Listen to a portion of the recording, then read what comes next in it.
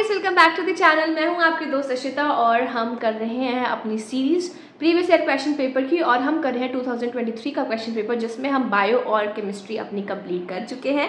और आज हम करने वाले हैं हमारा फिजिक्स को लेके बच्चों की बहुत ज़्यादा क्वेरीज रहती हैं, तो इस पेपर को देख के आपको समझ आ जाएगा कि पिछले साल का क्या लेवल था फिजिक्स को लेके और किस हिसाब से आपको प्रिपरेशन करनी है। सो ये वीडियो आपके लिए काफ़ी ज़्यादा हेल्पफुल होने वाला है। So without any delay let's get started with today's video.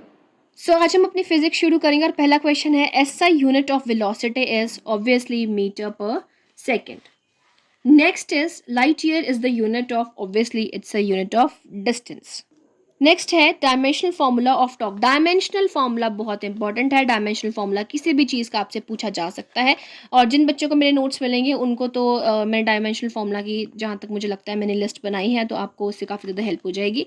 So dimensional formula of the torque is question number 73 का हमारे पास आंसर होने वाला है option number B, that is ml2t-2। ठीक है। Next is the area under velocity time graph gives us. तो velocity time graph में हमारे पास क्या आता है? हमारे पास रहता है एक्सेलरेशन। अब इस क्वेश्चन में एक बहुत ज़्यादा डाउट रहता है वेलोसिटी टाइम ग्राफ का, तो मैं आपको यहाँ पे थोड़ा सा एक्सप्लेन कर देती हूँ। देखो, एक होता है वेलोसिटी टाइम कर्व, एक होता है वेलोसिटी टाइम ग्राफ। ठीक है। अगर आपसे वेलोसिटी टाइम कर्व पूछा जा रहा है तो उसका आंसर होने वाला है डिस्प्लेसमेंट, और अगर आपसे वेलोसिटी टाइम ग्राफ पूछा जा रहा है तो उसका आंसर होने वाला है एक्सेलरेशन। ठीक है। तो आई होप आपका ये डाउट यहाँ पे क्लियर हो गया है। Next is angle between two vectors, two equal vectors is, this is very basic, that is 0 degrees. Passenger falls forward when bus suddenly stops is due to, देखो NCERT का बहुत ही बेसिक क्वेश्चन है theory से, that is inertia of motion. We hit the carpet to remove the dust particles and this is due to inertia of rest। ये बहुत ही basic questions हैं दोनों, जो एनसीईआरटी के बिल्कुल स्ट्रेट फॉरवर्ड थ्योरी क्वेश्चंस हैं। तो इसलिए मैं आपको बार बार कहती हूँ कि एनसीईआरटीज आपके लिए बहुत ही ज़्यादा मैजिकल बुक्स जो है वो साबित होने वाली हैं, तो इसलिए अपनी एनसीईआरटीज को अच्छे से पढ़ो। Next is work done by a coolie by carrying a load on his head, that is 0। ये भी एनसीईआरटी का बिल्कुल स्ट्रेट फॉरवर्ड क्वेश्चन है। For which of the following does the center of mass lies outside the, obviously it's a ring. This is also a straightforward question from NCERT. Next is torque acting on the body is rotation analog of, that is option number B, force। बहुत ही basic question आप देख सकते हो। Next is a body weighs 196 Newton on the surface of the earth. Its weight at height h is equal to r above the surface of the earth is। तो इस question में क्या है, देखो यहाँ से कोई भी ऑप्शन हमारे इसमें आंसर मैच नहीं होगा। बेसिकली इसका आंसर है दैट इज -196 न्यूटन्स। तो इस क्वेश्चन में पिछले साल बच्चों को ग्रेस मार्क्स मिला था बिकॉज यहाँ पे ऑप्शंस जो हैं वो सही प्रिंट आउट नहीं हुए थे। तो अगर अगर आपको इसका थोड़ा सा सोल्यूशन देने की कोशिश करूँ तो देखो इस तरह से ये हमारे पास सॉल्व होगा। तो देखो हमारे पास वेट जो दिया है, ठीक है, वेट ऑन सरफेस क्या है 196 न्यूटन ऑलरेडी क्वेश्चन में हमारे पास दिया है। तो क्या होता है कि जो एक्सेलरेशन ड्यू टू ग्रेविटी है दैट इज जी होता है is equal to 9.81 metre per second square. तो ये हमारे पास आ गई जी की वैल्यू। तो इस हिसाब से हमारे पास मास कितना आएगा, मास इज 196 जो हमारे पास वेट दिया है upon acceleration due to gravity 9.81, तो ये समथिंग अराउंड आएगा 19.97 kgs। ये हमारे पास आ गई मास की वैल्यू। ठीक है। अब नेक्स्ट, अब हमें कैलकुलेट क्या करना है, वेट ऑफ द बॉडी, और वो कहाँ पे कैलकुलेट करना है, अबव अर्थ, कहाँ पे, एट हाइट h जो कि इज इक्वल टू r है। ठीक है। तो हम यहाँ पे क्या करेंगे, g1 लगाएंगे, that is g into 1 minus 2h upon r। g1 वैसे का वैसा, g की वैल्यू है 9.81, 1 माइनस, अब h का वैल्यू कितना है r, 2r अपॉन r आ जाएगा। तो इस तरह से जब ये कैंसिल आउट होगा तो ये बनेगा -9.81। ठीक है। अब ये आ गया -9.81। अब हमने क्या करना है कि जो वेट है at height h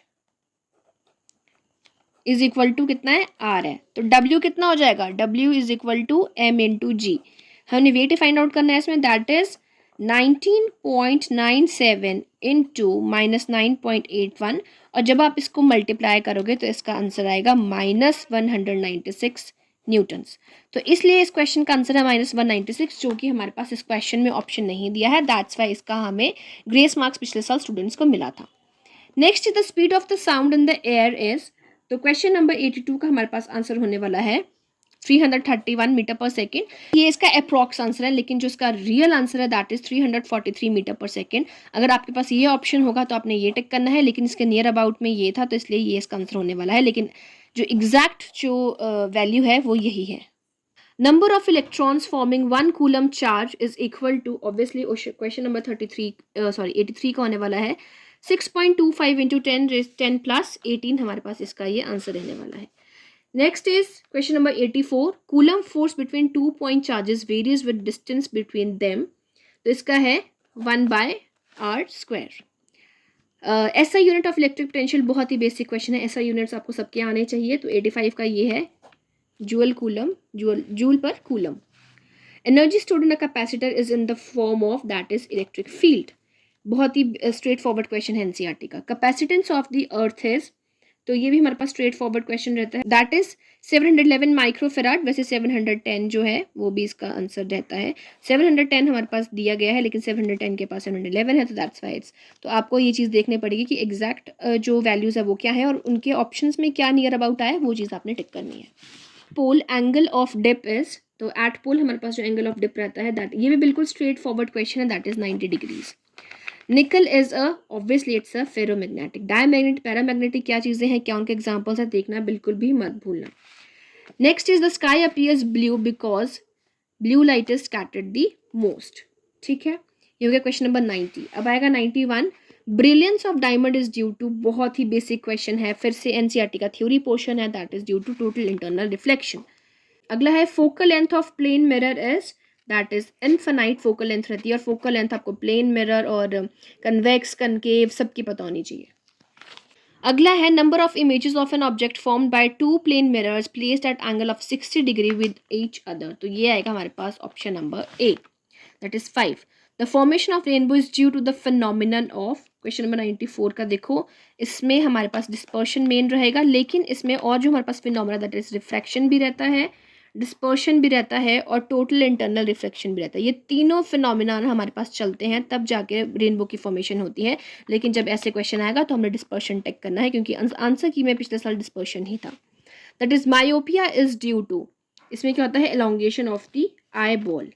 optical fiber works on the phenomenon of total internal reflection. A pencil in a beaker filled with water seems to be broken or bent due to, that is, refraction of light. When glass rod rubbed with silk cloth charged acquired by the glass rod is, तो इसका होने वाला है हमारे पास option number ए, और ये भी एनसीईआरटी का बिल्कुल स्ट्रेट फॉरवर्ड क्वेश्चन है, और भी इसके एग्जांपल्स हैं वो भी देख लेना। Electromagnetic waves used in telecommunication are microwaves, और कौन सी वेव्स कहाँ का यूज होती है, क्या इनकी वेवलेंथ होती है, वो देखना बिल्कुल नहीं भूलना। And now comes the last question, heat radiation coming from the sun are, that is infrared rays. तो इसी तरह से हमारा फिजिक्स केमिस्ट्री बायो जो है वो कंप्लीट हो चुका है।